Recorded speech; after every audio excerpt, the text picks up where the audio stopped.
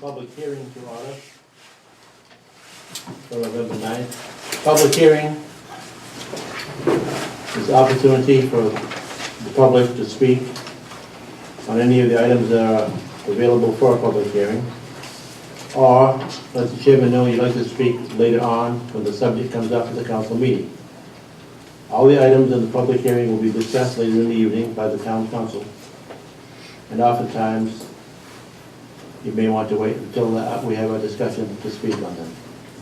It's a choice you have. After that, we'll have our regular town council meeting. We have a council discussion item some months. Our next council discussion will be on the Winslow noise control ordinance. That will take place Monday, December 14th. We have additional information coming in from other people. We already have some information from some people in town. And the council is going to be discussing that open hearing on our next council meeting, so that you all know when that's going to happen. On the public hearing, ordinance number 9-2015 provides for the amendment of ordinance number 4-2002. That's regarding the administration of general assistance. Anyone in the room who wants to comment or question ordinance 9-2015? The second ordinance on the public hearing tonight would be providing for an amendment to the Town of Winslow Code, Chapter 11, Section 10. This is curbs and sidewalks by deleting strike-through language in the attached document. We made some changes in that. Anyone here to discuss or question ordinance 10-2015? There being none, we move to ordinance number 11-2015. This provides for an amendment to the Town of Winslow Code, Chapter 14, Section 84, regarding the vacant buildings, to do with penalties by adding underlined language in the attached document. Anyone here that would like to comment or question 11-2015 at this time? Being none, we'll close the public hearing and open the regular town council meeting. Roll call, please. Ray Karen, Ken Fletcher, Here. Jerry Kirian, Here. Steve Russell, Yes. Gerald Sandlin, Here. Ben Mitchell, Here. Patricia West. Here. Councilor?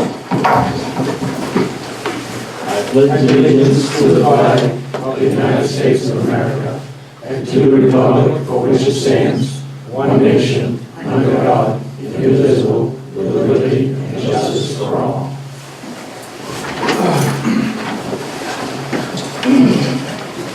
Chairman, I entertain a motion to approve the minutes of October 13th meeting by Councilor Green, second by Councilor Fisher. Any additions, deletions, errors, or omissions in the minutes? There being none, all in favor of approval? Thank you, councilors. Under communications this evening, we may have a brief discussion of the Town of Winslow audit by Runyon, Thurston, and Willette. Good evening, Hank. How are you, sir? Feel pretty good about yourself. I'll try to keep it brief. You sure you don't want like half hour, 45 minutes of audit talk? Only certain sections regarding the school. Well, I'm glad to say I don't really have much to report audit-wise. I'll go to the financial information. But we have some pretty clean reports here in Winslow. In reports required by government auditing standards, we only have reported one significant deficiency, something we always report, and that's on preparation of financial statements. You rely on us as auditors to know all the rules to prepare your financial statements, and management looks over those financial statements. So we feel that management has the ability to review those financial statements, but they just might not know all the GASB rules that you have to follow putting those together. We give those out to most of our smaller clients. If you look around, a lot of those have those same significant deficiency of preparation of financial statements. Nothing to get up in arms about. Otherwise, no other real issues with internal controls here at the town and school department. For A133, that's where we test your major federal programs during the year. This year, the major program we tested was the school lunch program at the school, and glad to report no findings. I think it's been about 3 or 4 years in a row now that you've had no findings in A133, making you guys a low-risk auditee when it comes to the single audit requirements. Something good to have. We had very minor management letter comments. I think we've already went over those with management. I won't discuss them here, but I think we only had a total of 2 or 3 comments with some of the internal controls, and nothing major to report. So glad to say, I really don't have much to say when it comes to the audit. So that's what you want. Auditors will only give you bad news in writing. They'll never, ever, ever tell you good things in writing. It's just the way it works. So if you get a large report from your auditor, yeah, that might mean you didn't do so well. The skinnier the report, I say, the better you did. As for the financial statements, a lot of people call the financial statements the audit report. And that's really a misnomer. The only thing in the financial statements from the auditor is our opinion. So when we go over these financial figures, all of those figures come from management. Management writes the MD&A, which is the management's discussion and analysis. We just gather evidence and verify that those figures are materially correct. We don't test 100% of your transactions. If we did, I'd just be another full-time employee here. We do sample-based testing, but I think we gather enough information where we feel we can give you an opinion on whether your financial statements are materially correct. Glad to say that you received an unmodified opinion on those financial statements. That's what you want. That's what a clean opinion is. It's what it's called, unmodified. So I'll jump into these graphs and we'll talk about some of the financial information in the town of Winslow. And then if anybody has any questions about the audit findings, the processes we go through, or the graphs themselves, I'll be glad to answer them. We're going to focus on the general fund, and this includes the school operations. If you take a look at the town financial statements, they're broken out separately, but for these graphs we combine them since you budget for them both in your general fund. A lot of the assets held steady this year with the exception of cash and investments. Those are down around $887,000 from the prior year, and this really coincides with your decrease in fund balance. You're going to see that here in a few slides. The accounts receivable, sewer receivables, and taxes receivable, all those held pretty steady compared to prior years. As for the liabilities, accounts payable can fluctuate year in and year out depending on when you make your payments. Then there's unavailable revenue, and this is basically your taxes receivable at August 30th. So this is looking at your taxes receivable 60 days after year end. And usually, whichever way taxes receivable goes, your unavailable revenue portion goes the same way. But this year is a little bit of an exception. Taxes receivable held pretty much steady at around $860,000 as of year-end June 30, but you collected a good amount of those in the first 2 months of the fiscal year. And I'm not sure if you did anything different, if you had Mike and Jean chasing people down on the streets to pay their taxes. But you had a lot more collections in those first 2 months of back taxes than you've had in prior years. Accrued wages, that is the largest portion of your liabilities out there. And this is basically payroll earned prior to June 30th, but paid in July and August. The biggest portion of this is your teacher summer salaries and benefits. You see that there's a pretty large increase from the prior year to the current year, and that was because on the school side, we made sure, and RKO's been kind of working with all clients, to make sure that schools, besides just accruing the teacher summer salaries themselves, to accrue the benefits as well. Since they have earned those, they're going to get that health insurance and those dental benefits regardless because they've earned it as of June 30th. So we kind of got the school up with that, and you're going to see on the next slide when we talk about fund balance, that their fund balance went down on the school side by about the increase of the teacher summer salary accrual. Now, the fund balance is broken out into 4 sections here: non-spendable and committed portion, assigned, unassigned for the school, and unassigned for the town. Overall fund balance went down about $1 million from the prior year, and that's where you see that cash going down about $880,000. Unassigned school dropped about $300,000. $235,000 of that $300,000 decrease was due to that increase in your teacher summer salaries and benefits. Your assigned portion, this went down about $219,000. Most of that is because of your change in use of surplus between what you wanted to use for the FY15 fiscal year and what you wanted to use for FY16. For use of surplus, you've pulled that down about $212,000. For more information on the assigned, there's a big listing on page 33 in the financial financial statements. And out of that 1.5 some odd million dollars, 972 is what you budgeted to use for FY16. Now, I want to point out, since your fund balance went down $1 million, if you guys did the best budgeting job ever, where all the revenues you budgeted in came in exactly what you said, all your expenditures came in at exactly what you budgeted, your fund balance is going to go down by another $972,000 this year, because that you're using that fund balance. So you can see on the unassigned town portion all the way to the right, the debt decreased around $517,000 from the prior year. So you had decreases across the board in your fund balances, but you budgeted to use fund balance during the year, so this is what you would expect to have happen. So what happened during the year? We're going to look at some of the revenues and expenditure budget to actuals, and you can see the taxes came in above budget for the year. Most of that was because you had better than expected excise tax collections. Some of the other large changes to note on here in your charges for services, those were under budget. There was 28 less tuition students than anticipated. So 28 less students did not go to the schools this year, and that kind of hurt on the charges for services with the tuition lines. And in other revenue, you had a large positive variance there because you sold the former town garage. So that ended up in that other revenue section, and that's why that came in over budget. And then you could see during the year that you wanted to utilize between the town and the school almost $1.2 million worth of fund balance, and you only went down $1 million, so you made up around $200,000 between the revenues and expenditures. On the expenditure side, on the next page, I can see almost all of your budget to actuals were pretty darn close to what was budgeted. No very large variances. The only one I want to point out is in other, and that's because your budgeted overlay is in that section, or that would have been a lot closer to. So that 57,000, I think 49 or 43 of that was your budgeted overlay that's in that section. But overall, just a difference of 252,000 when you count all the departments here, which is pretty much around between 1% and 2% from what your original budget was. So that's pretty close when it comes to budget to actuals.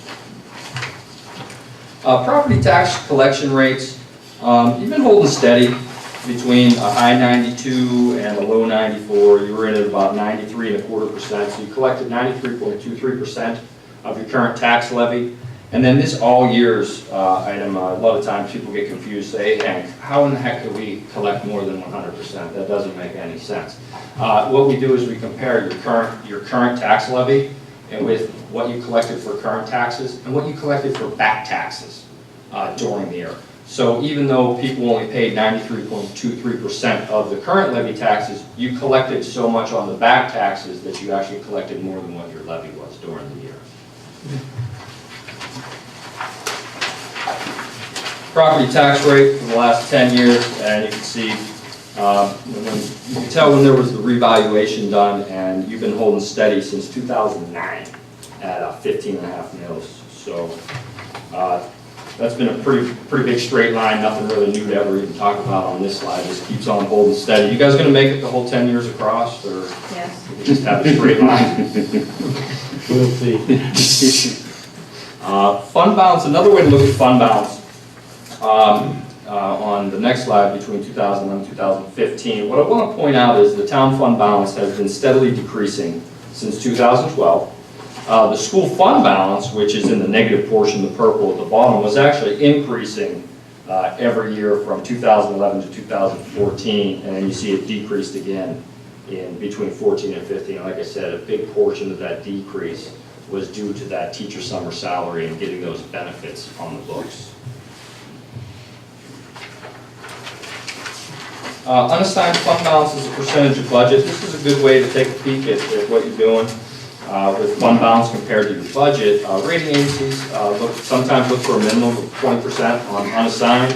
RKO always says you should at least have 1.5 to 2 months worth of expenditures on hand, which is 12.5 to 16.67%. If you only look at the town unassigned portion, you're around 15.25%. When you take into account the school deficit, you're sitting at slightly above 12% now. So I said, as I mentioned earlier, you've seen a steady decrease. You've seen a steady decrease on this as well since 2012. So you're seeing that percentage of budget go down. And like I said, if you guys were the perfect budgeters in FY16, you're going to see this percentage go down again when I come back to talk about it next year's presentation. The last piece, last two are just some pie charts, letting you know where your revenues are coming in from and where they're going out to. As for normal taxes, which is both property taxes and excise taxes, is the biggest chunk of revenue. The second highest being intergovernmental, and most of that is either state subsidy or state revenue sharing, whether it's going to the school or the town. And then followed by charges for services, which this is tuition on the school side, and most of it's, I think, sewer billing and rent on the town side. As for expenditures, biggest portion by far is education, coming in around 62%, and that's followed, I believe, by public works. The one thing I like to point out all the time is debt service. Debt service is sitting at about 5.42%. That's pretty low compared to some other communities. The debt service on the town was under 600,000 during the year, which is pretty low. I know you guys you're refinancing. We did, yes. You did, so I mean there was refinancing, so you're going to see savings in that debt service line. Anything new that comes up, whenever you bond something new, you'll most likely see that debt service increase. Hopefully it'll keep decreasing and then until you pay things off. So that is what's going on. So is anybody having questions about anything in the graphs or anything about any of the audit reports, findings, anything of that nature? I'd be glad to answer. Yes, thank you. You go back to the unassigned fund balances. That percentage for the town has been dropping down. This year to hold the mill rate, as you know, we decided to tap them a little more than some of us were comfortable with, but we did that. Do you have a sense of whether we're getting close to a line that's a little dangerous to be at? Well, I want to start by saying that since I'm an auditor, I'm independent, you know, I normally don't just say, hey, you guys should do this or that. That's always what the towns decide. But we always say there should be minimums in place. And I mean, even adopting a minimum fund balance policy wouldn't be a bad idea to say this is the minimum level we want to be at. And a lot of places who have a minimum fund balance policy, if they say, okay, if we're above a certain level, we use that to reduce taxes in the next year. Maybe they fund a capital reserve. You know, I think you're 15.25, you're dipping below. You guys were really healthy fund balance there in the 20s, and I think that always helps bond ratings. So when you go out to fill out the bonds, you're going to get a better interest rate. Any sort of financing, you get a better interest rate with a better bond rating. And I think if you keep going in the direction you are, and you keep getting a lower and lower percentage budget, I think then when you go to borrow next time, you might lose some basis points because of that. You might eventually see your bond rating take a dip as well. So, you know, like I said, RKO says 12.5 to 16.67, but I know the rating agency, somewhere we're looking at like minimums of 20s out there to make sure they know you have the working capital to keep your town running and for any, you know, unforeseeable emergency that can happen during the year. Thank you. Councilman. Mr. Chairman, I just want to check if we look at the revenues, and of course I know that's combined school and town, so we have to get the detail. It looks like we actually received, what was that? $178,000 more in revenue than the budget, and that's school and town combined, correct? Yeah, what it is, if you, on statement 6 in the financial statements, they're both broken out. You'll see town general fund and school department. The town itself was above by $343,000, and the school was below this year by $165,000. And the large part they took, most of that is the tuition portion. They made up some on other revenues, but it's the tuition that really hurt on the revenue side of the school department. And then if I look at page 6 and I look at expenditures, here again, that's combined, it looks like we were about $265,000 less in expenditures than budget. And of course, a portion of that ties into the school. So Correct. if you bring those two together, the variance would be in the neighborhood of 430,000. Correct. And that's before making transfers Right. over to your capital improvement fund. Right. But yes. Thank you. All set? Thank you, sir. Appreciate you stopping in. Thank you. Yeah. That keep it brief enough? Very good. Get good. Very good.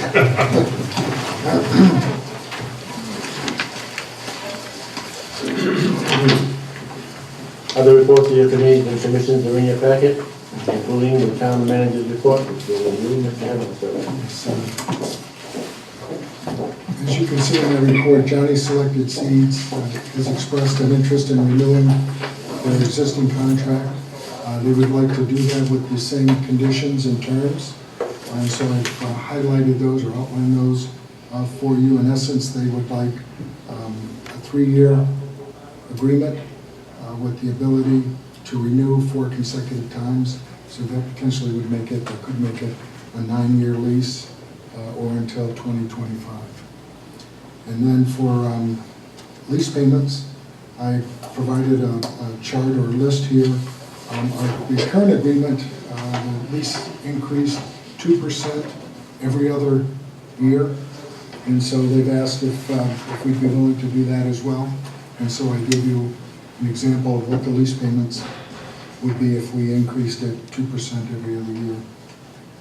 So I'd like to know from the council if the council are agreeable to me moving forward with drafting a new lease with Johnny Selected Seeds for this body to consider. Okay, any discussion, Councilor Fleck? Yes, yeah. And these lease payments include the capital improvements we made, correct? Or is that an add-on beyond that? It's an add-on beyond that. Okay, so these are just the straight lease, and then as we make capital improvements, we spread that out over, what, 20 years or something like It that? depends on the life of the project. And in the lease agreement, it's referred to as additional rent, Okay, and I didn't include the additional. okay, so those are an add-on to this, for the Yes. state, okay, thank you. Councilor Twitchell? Thank you. Was just one question, if we vote on this for 4 consecutive terms of 3 years, at the end of each 3 years, do we have an opportunity to look at it then, or is it a wash for 9 years?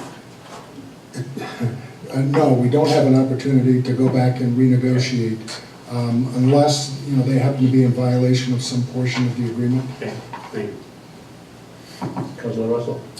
You're saying the new lease is gonna be for 9 years? The new lease, in essence, yes, they'll have the opportunity to renew for 3-year terms. It's their option to renew it every Yes. 3 years, Yes. 3 times. The previous lease is just now, and how long was that? The lease they're in now Yes. was the Was same that 9 years? terms. Is that the same thing? That was a Yes. 9-year lease Yes. also? So at the end of this lease, the end of this term, they will have been there 9 years, Yes, but maybe even longer than maybe that. even longer, because we might have 1-year leases. Yes. For a while, because that would be the only question I would have, is that length, but they're such a good They're good tenants. tenant that, I don't see any reason why they would ever be leaving, or why we would want them to leave. Both Johnny's Selected Seeds and Orion had expressed interest in the past, but when the final payment of the town part comes due and is paid in 2 years, there was some interest in them discussing purchasing the building outright from the town. We haven't heard any more about that. No, at this point, neither organization has expressed an interest in acquiring the property, but what they do have in their lease agreements is if the town does decide to sell it, they would give them first refusal. And how many years are left on that? 2 years. Are there only 2 more years of payments on that? Then we own the building outright? We do.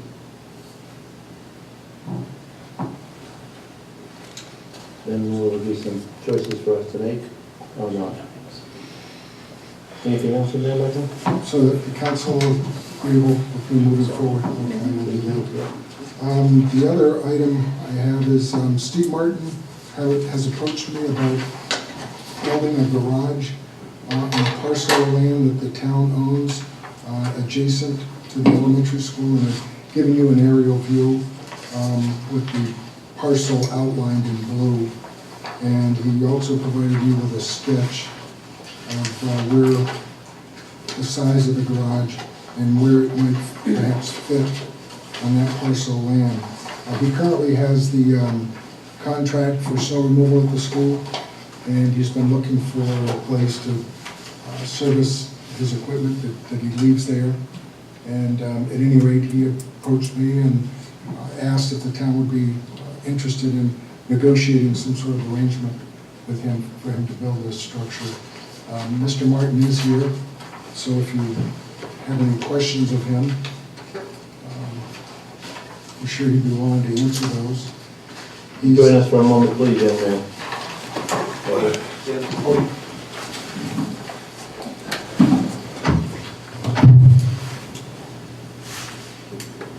The building would be basically used as a storage facility for your equipment.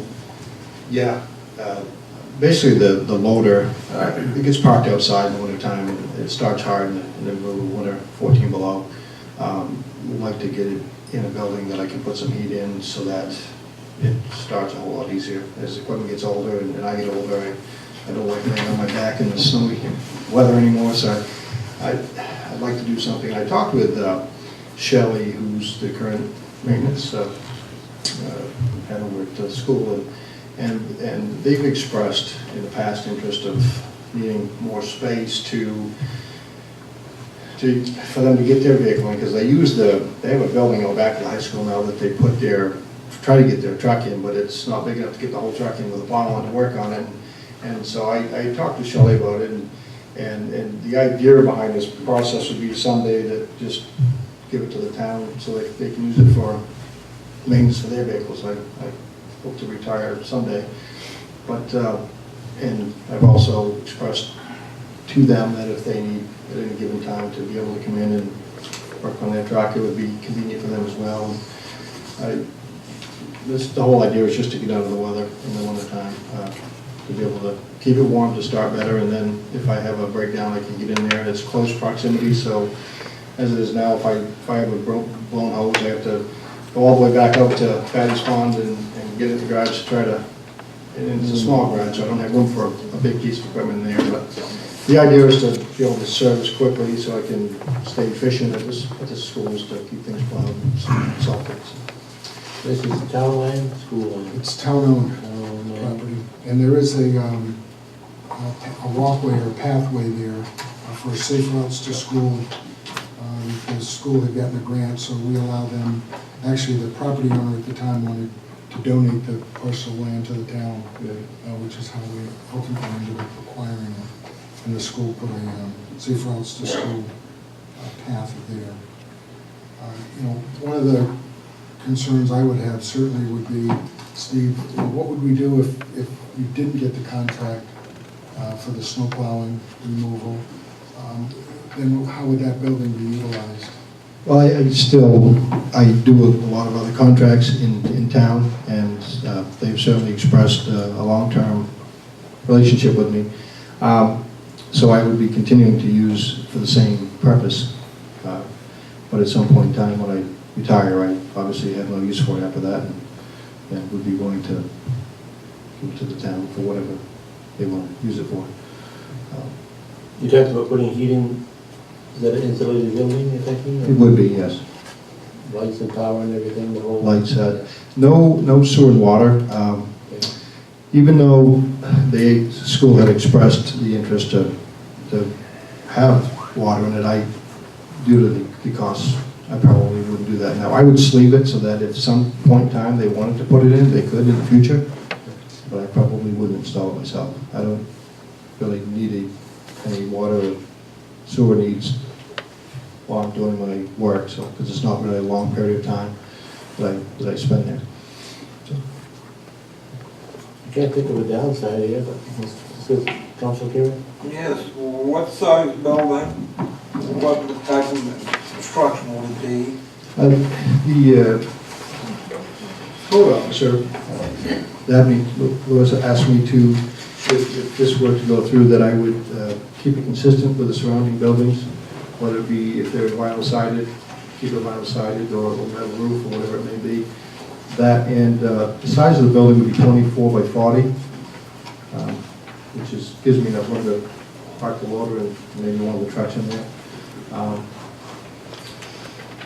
Other than that, it'd be just a straightforward looking garage. You'd have a large door on one end to be able to access, and a pass door. Which way would you come in? It would be, if you turn onto the street, it would be the closest end of the lot. In other words, when you drive in, it'd be just beyond that first house. There's a pole there, it'd be just before the pole would be probably the only place to access in a convenient way. And to maintain, Daphne also had requested that if possible, to keep as much vegetation as possible. The trees that could be saved, obviously, to maintain the surrounding aesthetics, so to speak. I'll say, Jim, one more? So would we, almost all set, would we look at renting the property to them and just allowing them to utilize it? Well, we could do something similar to what we did with Wonderlick Maylock. We own the property and they're building a building on it. Although that lease hopefully will give them the opportunity in the future, if we can get sewer there, to actually purchase it, because that's really what they want to do. But we could do something similar. Council wish, we could have, lease payments for the parcel. So, that's certainly an option, something to consider. How's the zoning? What's that zoning for? I should know that I know. Multi-use. Okay, so then, would you be going to the planning board, or would it just be a permit from the code enforcement officer? I met with the code enforcement. We went to the site and looked it over to make sure everything met code, and he was satisfied with the requirements being met. Like I said, other than trying to leave a few trees for aesthetics and matching the surroundings so it blends in with the adjacent buildings, that was the goal of his.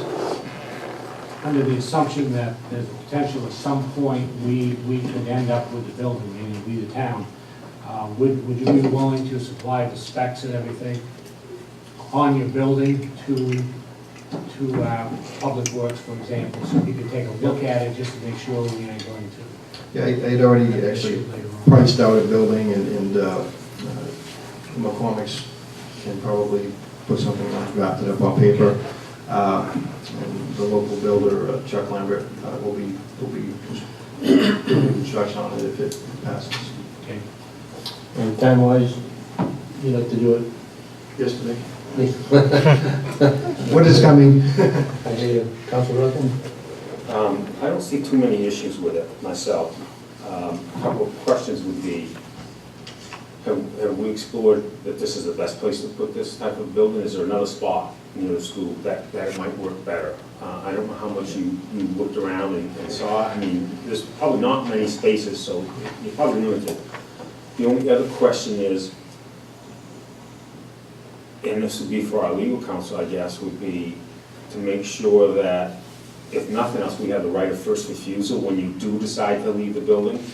I mean, so many things can happen nowadays from things we don't anticipate now, that 2 or 3 years from now, you may not be there. Right. And your heirs or whatever may not honor what you have just said about deeding it over to the town, and perhaps we would need to get some of that in writing, maybe, I don't know. Yes, we would. We would want as much detail on this agreement, and I think we also want to include the specs for the building. Yes. We want to make sure that it's built to our standards, especially if we're going to end up. Right, if we're gonna end up owning it, It may not be for quite a little while, I don't know what your timeline is, but certainly most of those buildings have a life expectancy that would be far outweigh what he's gonna be using it, I would guess. All set? Yes, Councilman Switzer? Yes, my only question is, your entrance is going to be from the side street, not from the schoolyard? That's right. We, at some point in time, the whole reason to be close is because the loader is good size. It's licensed to travel on the road, so I can go around the street. And we talked about potentially at some point in time, especially if they wanted to use it, meaning the maintenance, I would put a gate on the access side, so that way if Wayne needs to come in through, he could come in and do his thing, but we would keep that gated at all times, except during a snowstorm, so that way we can access the parking lot, because that's pretty much where we do all our work is right there. You know, my only question was that, because the buses come through there Right. twice a day, and the people come and park in that parking lot all day. That's what It's, I'm it's, it's only for snow. Yeah. Council? The construction of this, is it gonna be sheet metal, wood, It would be wood construction, wood construction? and depending on the cost of the roof, whether it be a metal standing seam roof or shingle, it could be either or. Wood construction insulated, right? Excuse me? Insulated. Oh, definitely.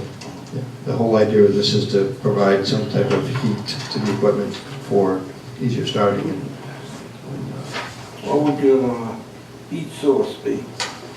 probably oil. Maybe Oil oil. furnace? Yeah.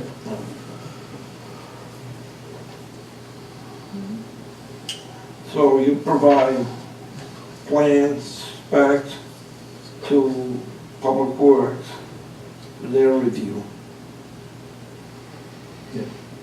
Or, If the council are agreeable to at least me moving forward, then what I can do is work, Steve and I can hammer out an agreement that would come back to this body for approval.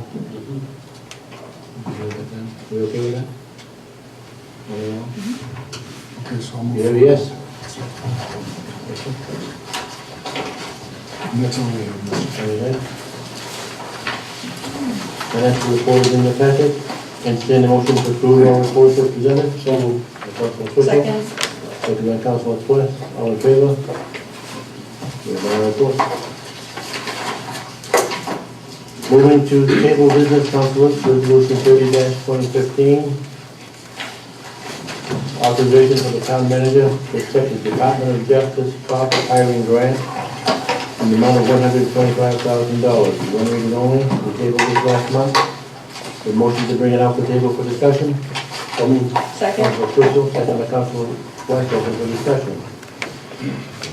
We asked a few questions last month.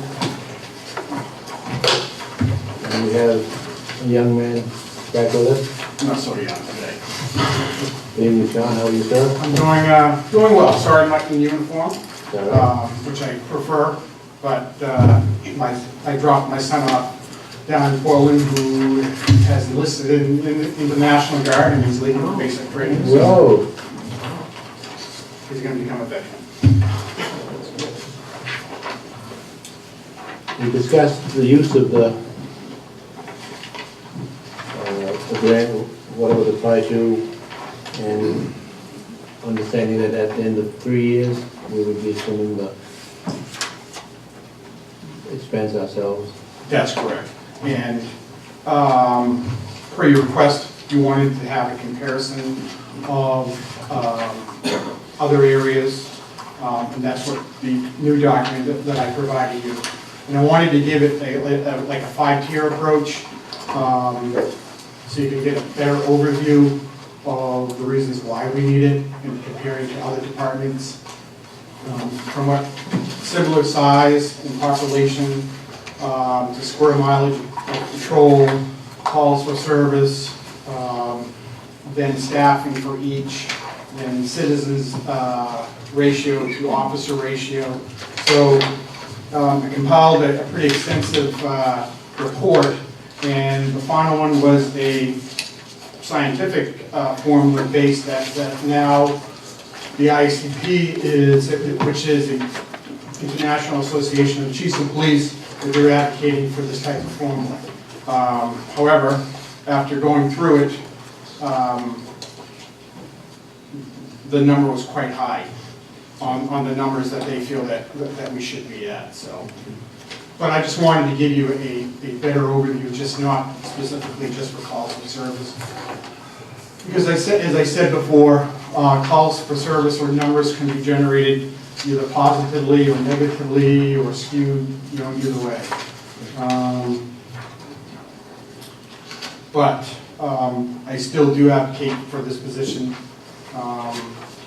And unfortunately, it has proven itself pretty evident the last 2 weeks, with 3 major situations in our communities where we had 2 major disturbances. My old police way would be big brawls, and then we had the unfortunate tragedy in Oakland. And the heroin, it's an epidemic, and we're dealing with it every single day, and it's only going to get worse. So council just wanted to get comfortable with the need, the real, try to decide it, because there's a valid comment made by several citizens. Town population has decreased somewhat over the past few years. Fewer people, yet more police. What's going on?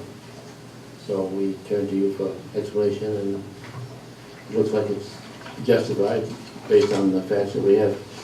Questions or comments of the chief or you really, council? Yes, good, Mr. Chairman, I really appreciate the work you did. It really helped me understand it, and of course that all of us that aren't out there at night only see what we think we see, but I think the point you make is very valid. Things have changed. I've lived in Winslow since 19-something, 30 plus years, and I do not remember things going the way they're going, and that's unfortunate. I'm not sure what the cure is, but certainly you folks and we have to deal with the realities out there. I think the most helpful thing to me is to look at, the graphs that look at population, look at area, and actually Winslow PD with 10 officers has the fewest officers per, I use 1,000 population of any of the communities ever shown. So we are the lowest. And if you look at the area, we're on the lowest side of that, not the lowest, but right down there. So certainly from a standpoint of population, area, and more importantly, the severity of the events that are going on between drugs and everything else, I think the work is there, and I think both from the standpoint of the safety of the officers out there, and equally important for the safety of the people of Winslow. We're a safe community, fortunately. And Yes. I think that not that one more officer is going to prevent everything, but certainly to make sure there's a presence to protect the people as well as the officers. So I would be in support of this. And I'm glad you brought that up. I mean, we get into this line of work with the understanding that bad things can potentially happen down the road. And we take that role, and we covet that road, because that's the reason why we got into this job, is to help people and to protect, the citizens. Unfortunately, when we had 2 officers on and 3 big events happened, and those are severe events that, with the tragedy in Oakland, we were calling in officers just to cover our own town, because we would expect the Watervilles, the Oaklands, and the Fairfield if we had a tragedy like that. So and I grew up in Lewiston, and I remember walking through downtown Lewiston without an issue. And now we have shootings and stabbings, and it's an epidemic, and I don't know where it's going to stop. Okay. Council?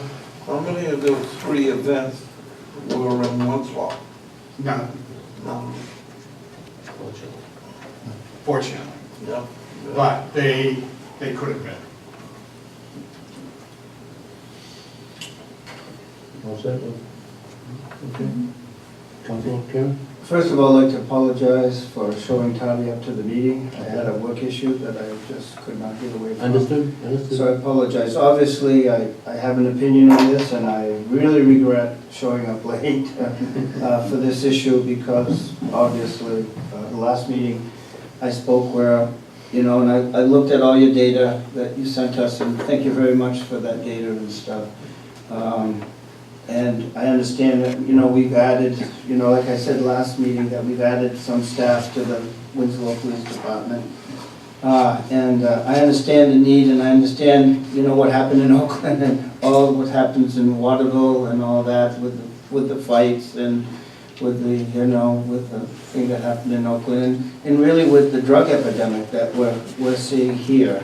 And, you know, the philosophy of how to resolve those issues sometimes are different, you know, and some people have different attitudes on how exactly do we solve it and stuff. And, you know, my concern last meeting as it is now is that, you know, where do you put your resources? You know, we've reduced, and like I said last meeting, we reduced some school programs, and that hurts the schools and the kids that are in the schools, the teacher ratio, and to look at it from an overall community aspect. And even after looking at your data and, you know, everything that I see, I still don't feel that my vote would be changed from what I expressed last meeting.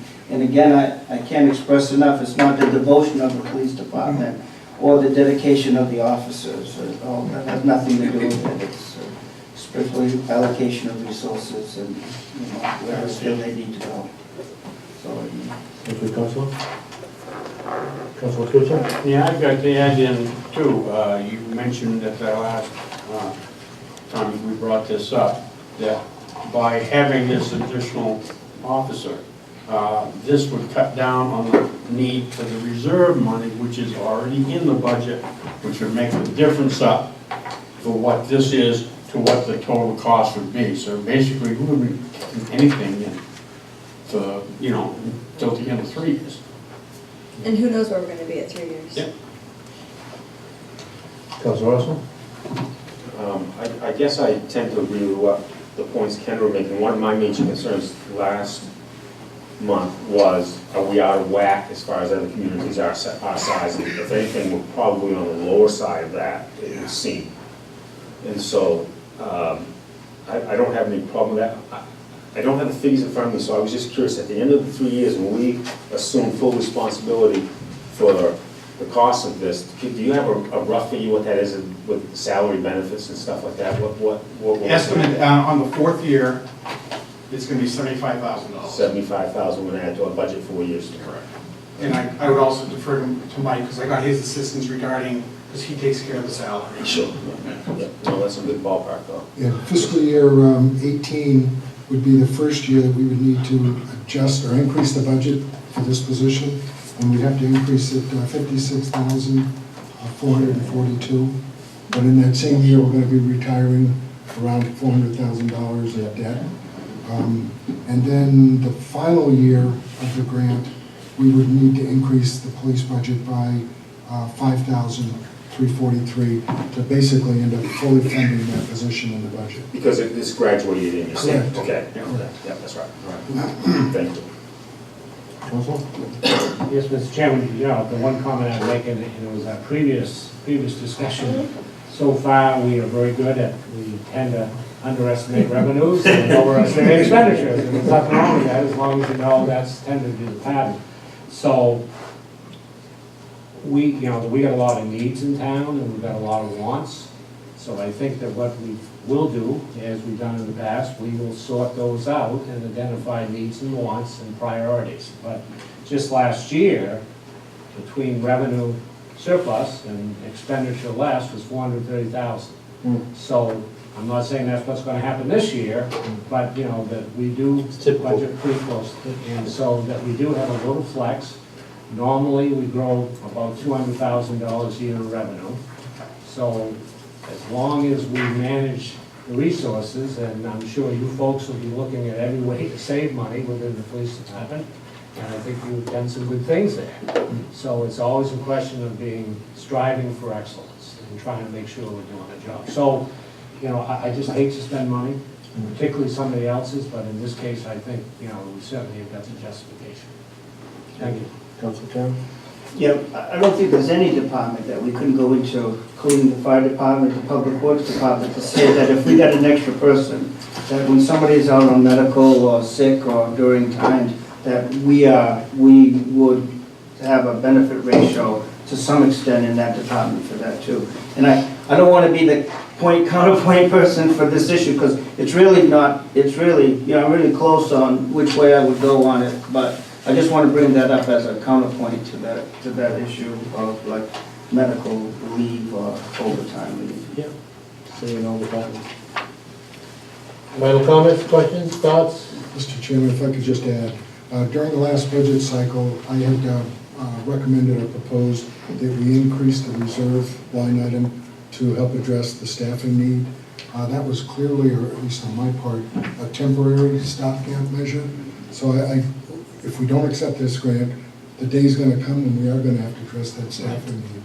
And we have assistance if we do it now. Okay, thank you, sir. Discussion having ended, resolution 30-2015, all in favor? And opposed? 5 to 2 is the vote, the motion is approved. It's a one and only vote on that matter. Thank you, sir. Thank you very much for your time.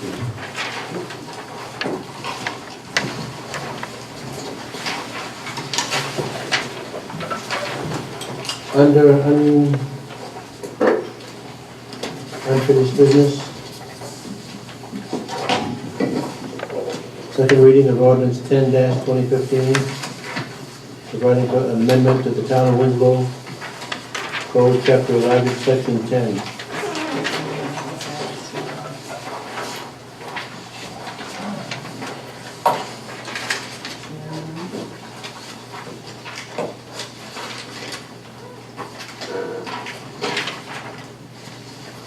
This one? Ordinance number 9-2015, general assistance.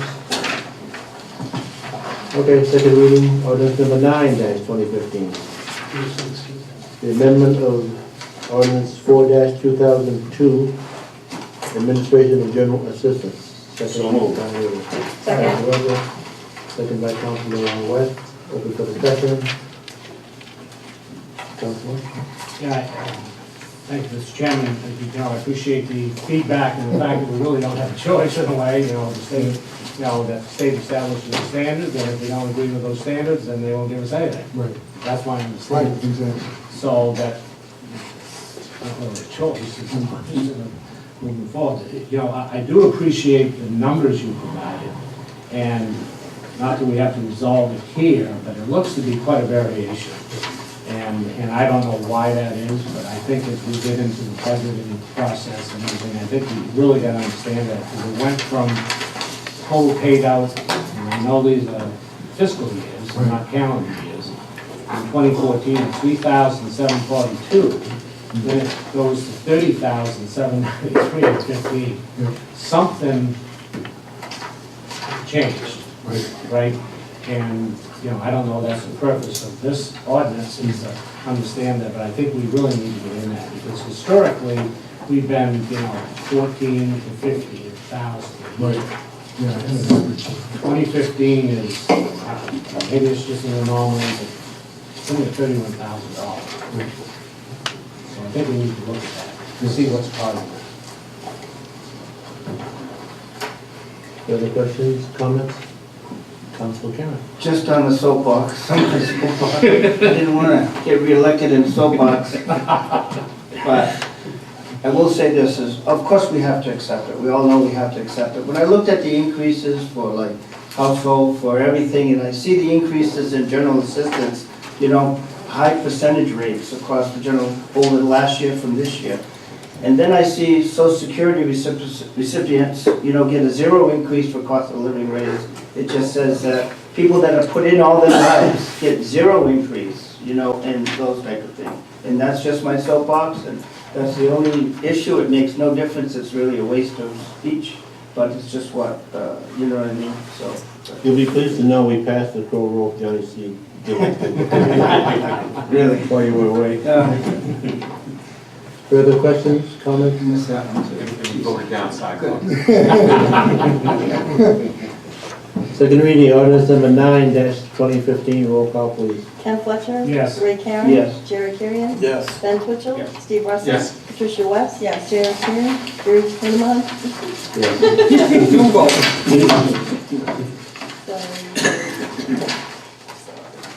Now moving to ordinance 10-2015, providing for an amendment to the Town of Winslow Code, Chapter 11, Section 10, curbs and sidewalks, by deleting the strike-through language in the attached document. Motion to open for discussion. So moved. Councilor Russell, Second.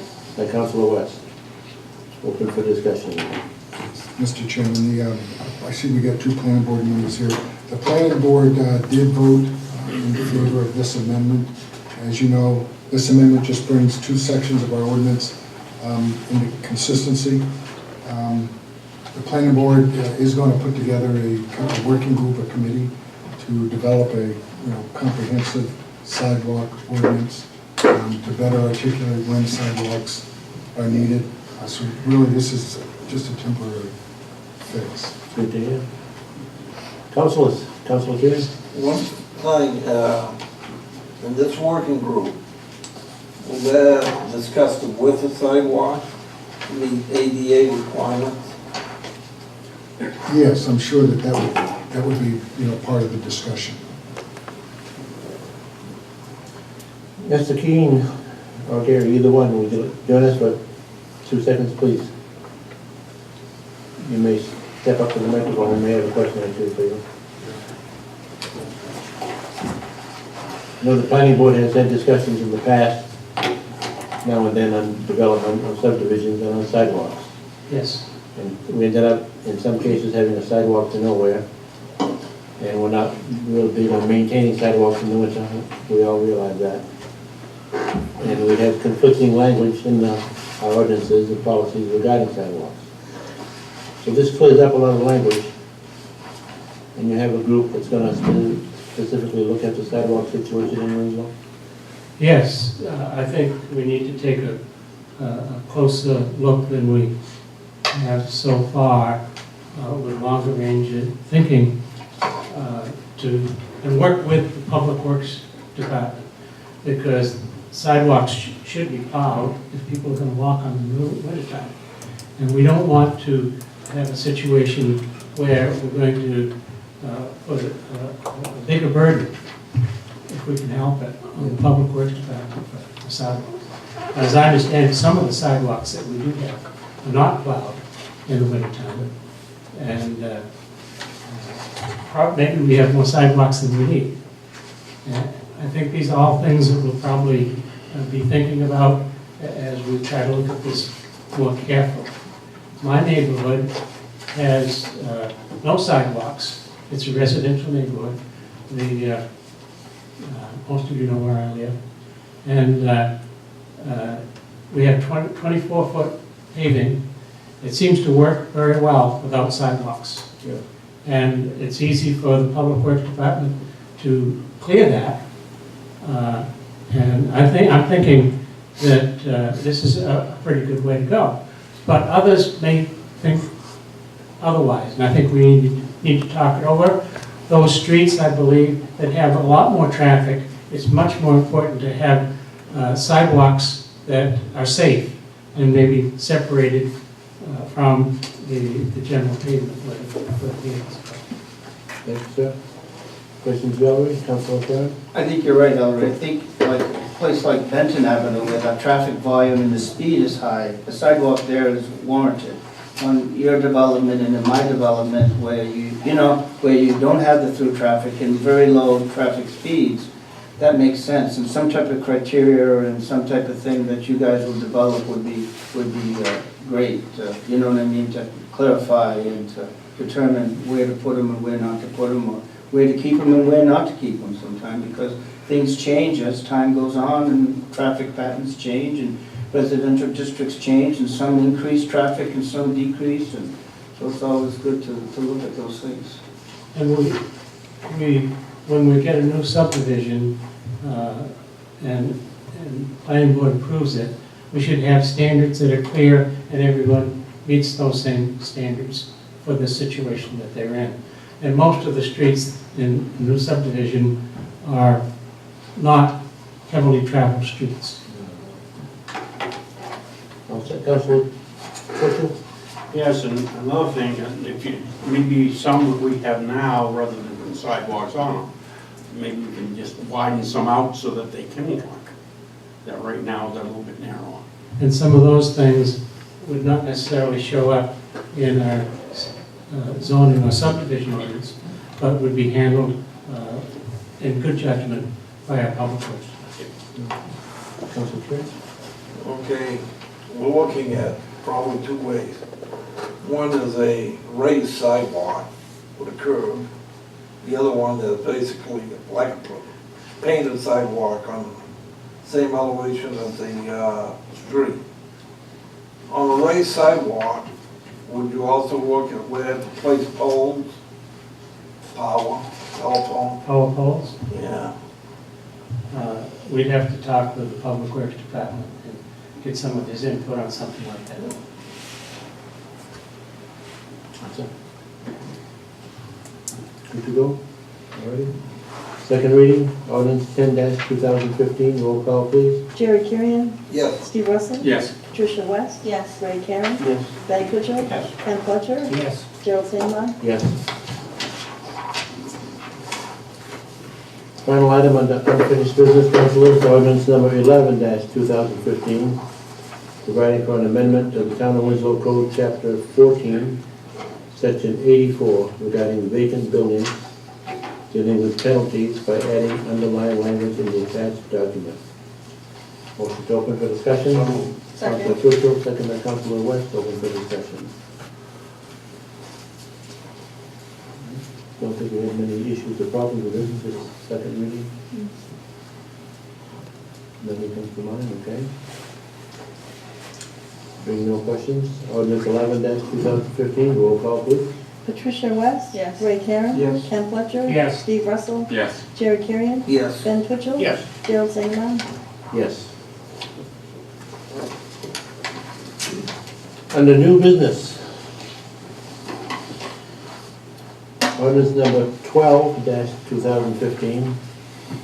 This ordinance provides for an amendment to the Winslow Code, Chapter 2, Article 5 of the Municipal Library Code by deleting the mission statement and replacing it with language in attached document. Be ordained by the Town Council, Town of Winslow as follows, whereas the library trustees have adopted a new mission statement as attached. Now therefore be it ordained by the Town Council, Town of Winslow, Chapter 2, Article 5 of the Municipal Library Code be amended by deleting the mission statement and replacing it with language in the attached document. Motion to open for discussion. So move. Councilor Kirian, Second. and Councilor Russell. Good evening. Join us please, if you would. We have our librarian here to discuss this, a new mission statement. Yes. Did I ask what was wrong with the old mission statement? I'm sorry. What are you deleting? Yeah. The old one was quite old, I can't remember the exact, it was at least 15 years old, and rather too specific, it was starting to sound dated, and I'm an ex-English major, it was not great prose. So we decided we were revising policies, and I said, well, let's look at a mission statement, and the Board of Trustees asked me to bring some samples, and I found wonderful samples from all over the country and the state. And we all just love the mission statement of the Chicago Public Library, which is what we have here. It's very simple, it's very elegant, it's very modern, and it's certainly open to, will be relevant for many years because it certainly encompasses any future trends in technology or whatever that the library encompasses. I have kind of a fun story to tell about it. I realized, and I had said to the board, well, we could take this and revise it to make it our own. And they said, oh, no, we love this just the way it is. Let's use it. And I said, well, we can't without the permission of the Chicago Public Library. So the Chicago Public Library, that was the winter of 2014, had just been awarded the heavy title in the library world of America's Best Public Library. And the head librarian was awarded the title of Best Outstanding Librarian of the Year. So I wanted to get his permission. I decided if I just went to an assistant, it would sit on somebody's desk forever, and we did want to adopt it. So I kind of finagled his email address because it wasn't readily available. I could just figure from reading everybody else's what it would be. And emailed him and said, we love your statement, we'd like to use it with your permission. And he emailed me back the next day. This is probably an incredibly busy person.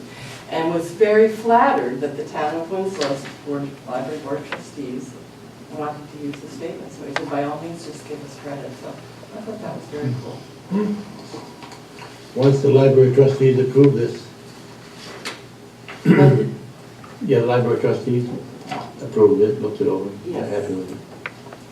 I'm surprised we have to have a council vote on this. It's, we're amending town ordinance. The mission statement was in the town Yes, ordinance? yes. Wow. You can repaint the place over there. Any questions of librarian on this? No. First reading, ordinance 12-2015, roll call please. Dan Twitchell? Yes. Jerry Kurian? Yes. Patricia West? Yes. Ken Fletcher? Yes. Ray Karen? Yes. Steve Russell? Yes. Gerald Sandemeyer? Yes. We're all set. Make a motion that we combine resolution 31, 32, 33, and 34. And you're stepping on Mr. Russell's territory here. I'm beating him. Motion to combine 4 resolutions into one, second on that? Second. All in favor of doing that? Resolution 31, 2015, approval of automobile graveyard for RK Auto. 32, 2015, automobile graveyard for Randall Cadet Davis Garage. 33, 2015, pawnbroker's license for James Smith, James Gun Shop. And 34, 2015, pole location permit for Fairpoint, New England, Central Office.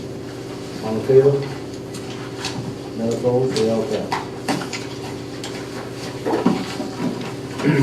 I remind you that there will be a council discussion next month on Town of Winslow Municipal Code, Section 8-10, noise control. We have some information in hand from some people, we have information coming in from others. Let's put it all together and review that openly in public at the next council meeting. Motion to adjourn? I asked permission last month to speak to the council this month. Since you asked that, since apparently word gets out as it always does, we were going to be discussing the noise control issue in Winslow. Other people would like to weigh in. Hey, they can do that next month, but I have the right to address the council this month. I'm not going to have an open discussion on it this month. You're telling me that I can't speak to the council? Is that what you're telling me? Not tonight. Next month, yes. I have permission to speak to the council. You never called me and told me I couldn't. I submitted my paperwork, and I would like to speak to the council.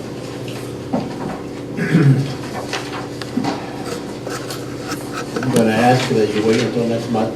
No, I don't want to wait till next month, because next month's going to be another issue. I'm going to ask to address the council next month. I have a motion to adjourn this meeting tonight. Sorry. Well, this will be plastered all over the paper.